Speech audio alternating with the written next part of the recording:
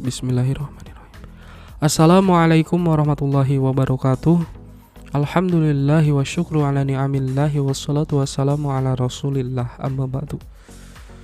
Alhamdulillah anak-anakku sekalian kelas 11 MIPA dan IPS yang mudah-mudahan Allah muliakan. Pada pagi hari yang berbahagia ini kita kembali diberikan kesempatan oleh Allah Subhanahu wa taala untuk menuntut ilmu. Mudah-mudahan Allah senantiasa memberikan kita ilmu yang bermanfaat, ilmu yang mudah-mudahan kelak menjadikan penolong bagi kita di yaumil jaza wal hisab. Anak-anakku sekalian, pada mata pelajaran pendidikan agama Islam kali ini kita akan melanjutkan tema yang mana telah kita bahas pada minggu yang lalu, yakni pelaksanaan pengurusan jenazah. Pada minggu yang lalu kita telah mengetahui hukum dari mengurus jenazah, bahwa hukum mengurus jenazah adalah fardu kifayah. Kemudian saat ini pada pagi hari ini kita akan masuk kepada pembahasan yakni perawatan jenazah, yang nanti minggu yang akan datang kita akan membahas mengenai melayat, takziah, dan ziarah kubur. Perawatan jenazah ini terdiri dari memandikan, mengafani, menyalati, dan menguburkan jenazah. Tidak boleh kita menyalati terlebih dahulu kemudian dimandikan. Ini harus tertib dari mulai memandikan, mengafani, menyalati, kemudian menguburkan. Mari kita masuk kepada tata cara memandikan jenazah. Dalam tata cara memandikan jenazah ini ada rangkaian-rangkaiannya juga ya. Yang pertama yakni persiapan di dalam memandikan jenazah. Yang pertama yakni jenazah harus diletakkan di tempat yang tertutup. Masya Allah, ini betapa Islam sangat mengagungkan umatnya. Dari mulai lahir kita disunahkan untuk diadzani, kemudian diberikan nama itu semata-mata untuk memuliakan, mengagungkan kita. Hingga kita meninggal dunia pun, hingga kita terbujur kaku tidak berdaya, Islam sangat masih mengagungkan kita. Bahwasannya kita harus ditempatkan di tempat yang tertutup, tidak boleh ada orang yang melihat kita, tidak boleh ada orang yang melihat aurat kita. Itu semata-mata untuk mengagungkan kita. Setelah ditempatkan di tempat yang tertutup, kemudian jenazah diletakkan pada dipan. Apabila kalian ke masjid gitu ya, kalian suka melihat ada seperti ranjang yang terbuat dari besi seperti itu ya. Itu merupakan dipan yang di bawahnya itu bolong, biasanya itu untuk menyalurkan air, untuk alat untuk memandikan jenazah. Banyak di pasaran juga ya, seperti itu. Boleh apabila kalian ingin membeli terus kemudian dijadikan pajangan di ruang tamu, boleh-boleh saja. Kemudian yang ketiga yakni jenazah tersebut dipakaikan kain. Pakai kain, boleh kain batik dan sebagainya. Nanti akan kita bahas mengenai siapa saja yang boleh memegang kain batik. Lalu kemudian apabila jenazah masih memakai baju, maka baju itu harus dilepaskan. Apabila Anda ketahui bahwasannya jenazah yang masih baru saja meninggal itu masih lemas ya, jadi masih bisa digerak-gerakan. Namun apabila jenazah telah lama meninggalnya, itu sudah kaku, sudah tidak bisa digerakkan, maka apabila jenazahnya masih lemas itu masih boleh ya dilepaskan bajunya.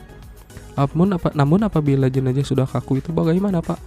Kalau jenazahnya sudah kaku ini maka digunting dari mulai pergelangan kanan, pergelangan baju bebas sebelah kanan atau sebelah kiri, kemudian mengelilingi hingga leher dan seterusnya. Celana juga seperti itu ya, dari bawah mengelilingi pinggang dan seterusnya. Nah, itu sudah kita siap dalam memandikan jenazah. Dalam slide selanjutnya yakni membersihkan seluruh kotoran pada badan jenazah. Nah, pertama tentu harus kita siapkan air, karena kita akan memandikan. Air tersebut dicampurkan dengan daun bidara sama kapur barus ya. Air dengan kapur barus dan juga daun bidara. Sebelumnya juga setelah Bapak jelaskan juga ya pada minggu yang lalu kita harus mempersiapkan apa saja. Nah, berapa campurannya antara daun bidara atau kapur barus tersebut? Ini tergantung air yang dibutuhkan dalam prosesi pemandian jenazah ini. Apabila airnya cukup dengan 4 liter saja, 4 liter air, maka daun bidaranya kira-kira 1 mug. Kalau misalkan 8 liter air, kira-kira daun bidaranya 2 mug dan seterusnya kelipatan 4. Lalu kemudian kapur barusnya harus di berapa gitu ya campurannya. Kalau airnya 4 liter, misalnya kita ambil studi kasusnya 4 liter, maka kapur barusnya cukup 2 batang saja. Apabila 8 liter air, maka 4 batang saja dan seterusnya. Nah, nanti karena memang akan beda-beda kalau wadah ya. ember gitu ya. Kalau ada air yang murni biasa tidak dicampur, kemudian ada ember air yang dicampur dengan kapur barus, dan ada air yang dicampur dengan daun bidara. Setelah air siap, maka kita akan membersihkan dari lubang-lubang yang ada di kepala jenazah. Nah, sebelumnya berapa sih petugas yang cukup untuk memandikan jenazah? Itu cukup hanya 4 orang saja. 2 orang nanti disiapkan untuk menutupi tadi kain tadi ya. 2 orang memegang kain berada di atas kepala jenazah, satu orang lagi memegang kain di atas kepala jenazah, 1 orang memegang kain di bawah kaki jenazah, 1 orang lagi untuk memandikan, dan 1 orang lagi, kan ada 4 ya, 1 orang lagi untuk mempersiapkan air tadi dari 3 ember tadi. Nah, setelah semuanya siap, baru membersihkan kotoran yang ada di kepala jenazah, yang ada di lubang-lubang kepala jenazah. Apa aja lubang yang ada di kepala jenazah? Mata, telinga, hidung, itu dibersihkan. Kemudian setelah selesai, kemudian ke bawah, ke bagian perut. Nah, ini dimulai dari dada hingga bawah perut sebagian bawah ya, bagian bawah. Gimana caranya? Caranya ditekan-tekan hingga kotorannya keluar.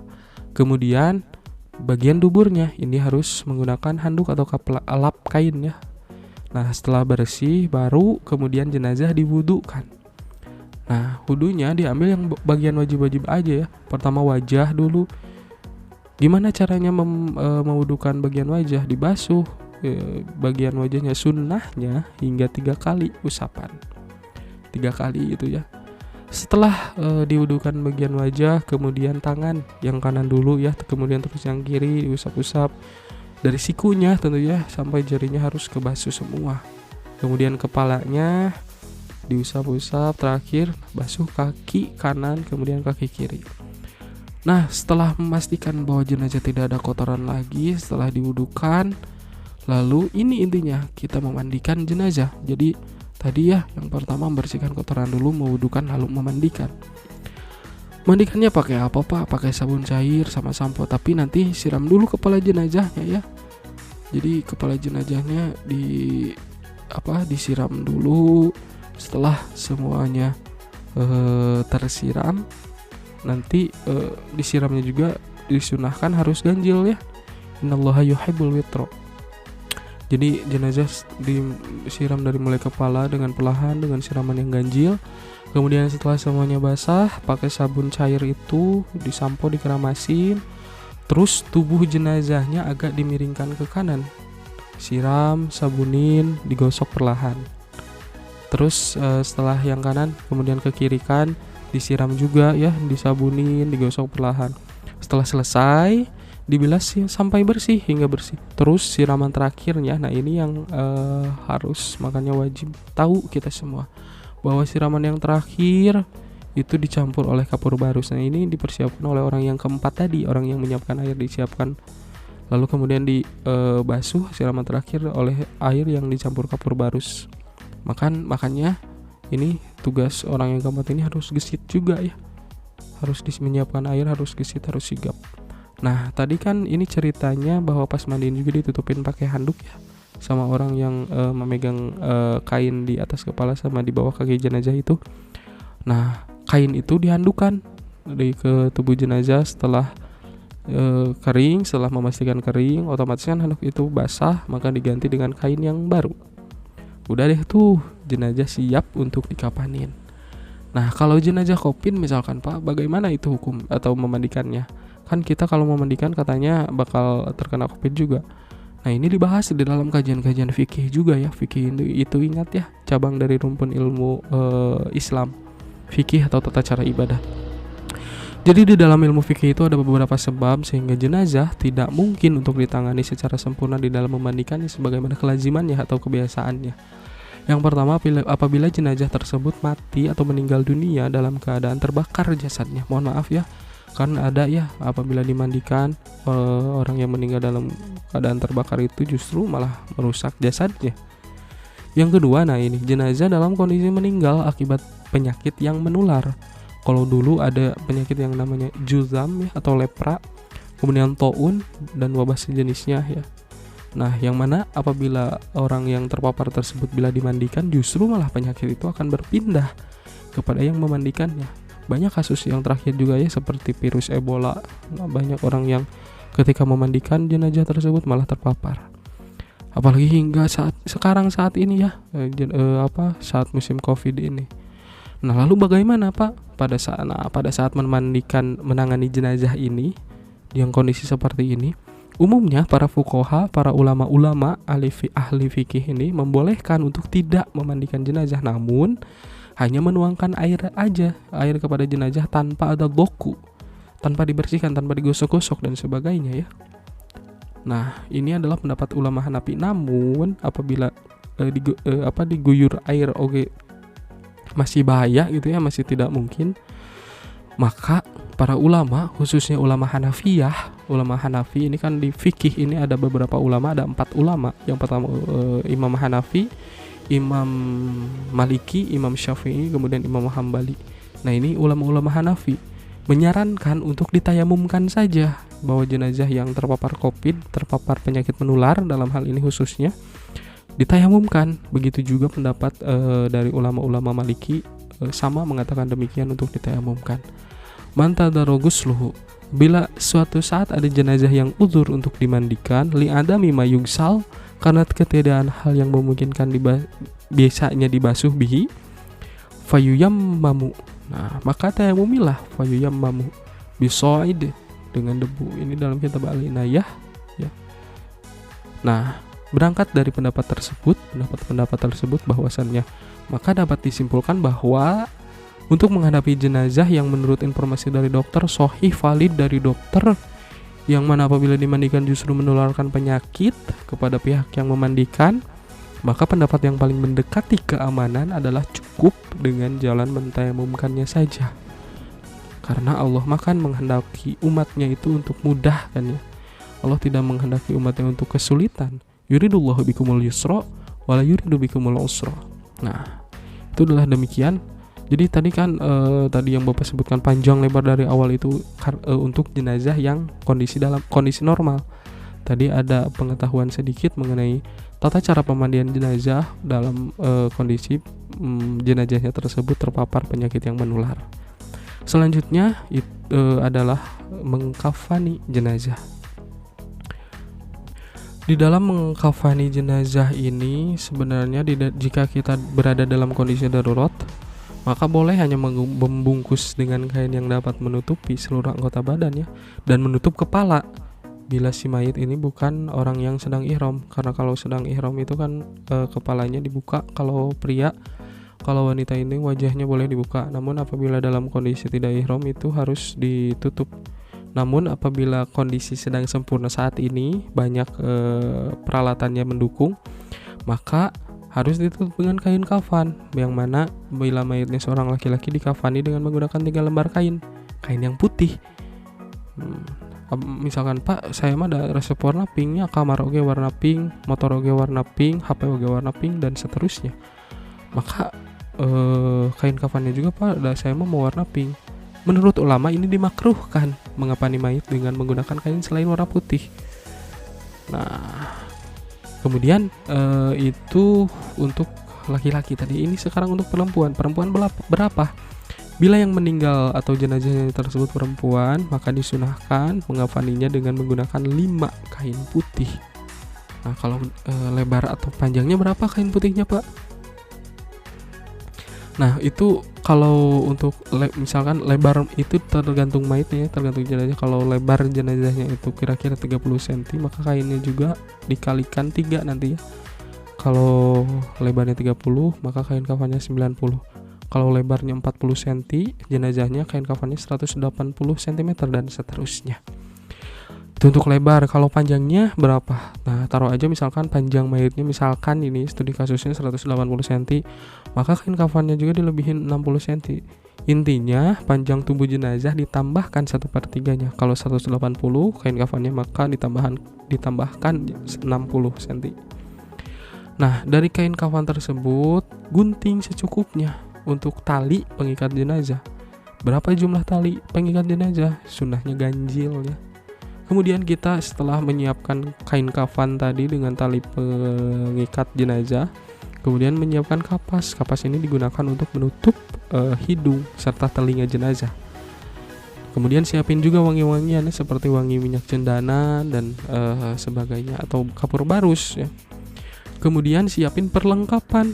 Kalau jenazahnya laki-laki, siapin baju, pengikat kepala atau cawat.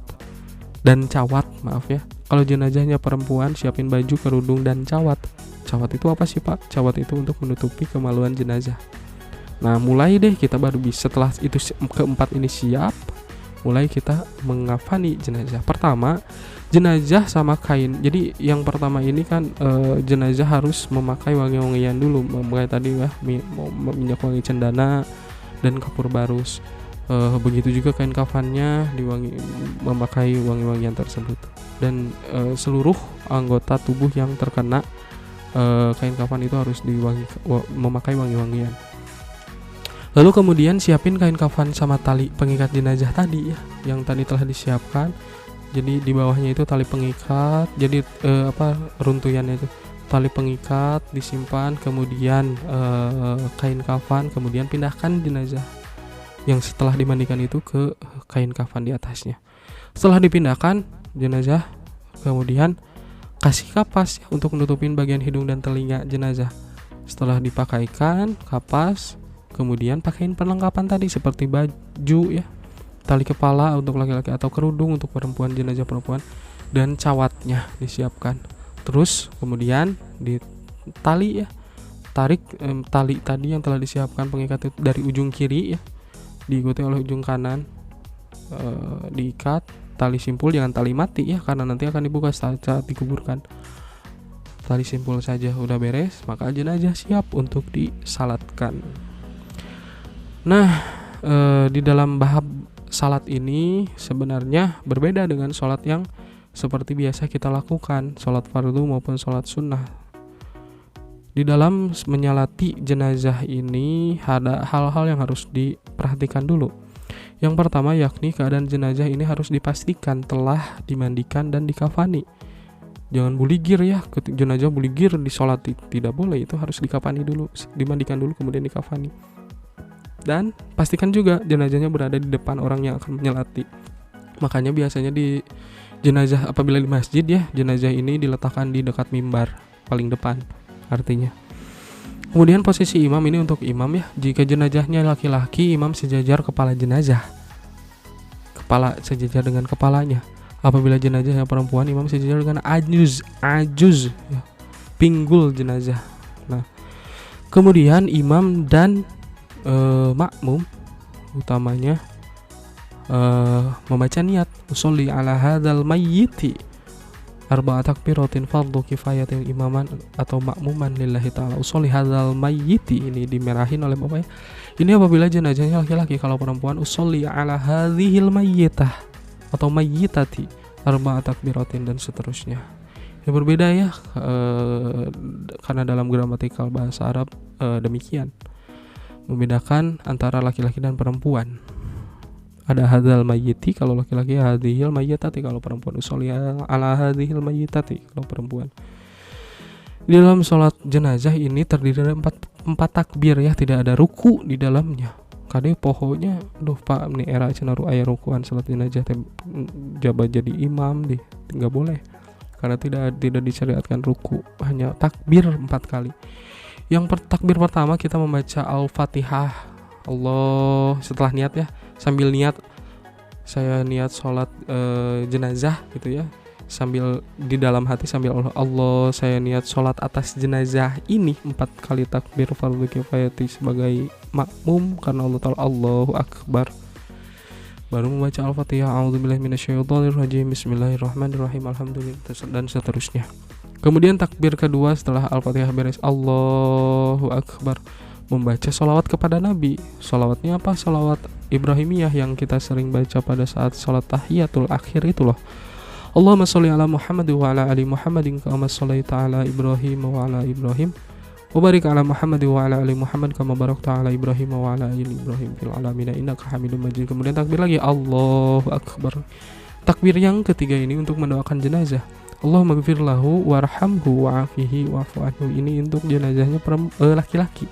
Kalau jenazahnya perempuan, hu-nya diganti ha, ini dimerahi ya sama Bapak dalam layar. Allahumma ghfir laha warhamha wa'afiha wa'fu anha.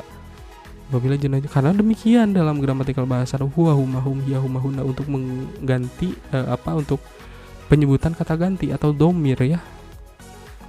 Laki-laki ini hu, kalau perempuan ha, ini ingat ya, jangan tertukar. Kemudian takbir yang keempat ini ditujukan untuk doa bagi yang meninggal dan yang masih hidup, untuk doa untuk yang meninggal dan juga kita yang masih hidup agar terhindar dari fitnah. Doanya sebagai berikut: Allahumma la tahrimna ajrohu wa la taftinna ba'dahu waghfir lana walahu. Hu, ya ingat ini jenazah laki-laki. Allahumma la tahrimna ajrohu. Kalau perempuan, Allahumma tahrimna ajroha. Katanya sama, cuman beda hu sama ha saja. Kemudian setelah disalati, setelah tadi takbir 4 assalamualaikum, setelah sholat ini, setelah takbir keempat assalamualaikum, sebenarnya assalamualaikum, biasa membaca doa dan seterusnya. Setelah disalati, maka jenazah siap untuk dikuburkan. Di dalam penguburan jenazah ini ya, ada beberapa hal yang harus disiapkan tentunya. Yang pertama yakni liang lahat. Berapa panjangnya liang lahat ini? Kira-kira panjangnya 200 meter. Kedalamannya berapa? Kan kalau galian kubur itu kan, kalau galian untuk kuburan itu kan biasanya seperti ada 2 tingkat lagi ya. Ada tingkatan yang pertama, terus di dalamnya ada galiannya lagi. Nah, seperti dalam gambar ini ya. Nah, jadi lubang yang pertama itu kira-kira tinggi galiannya atau kedalamannya itu 130 cm.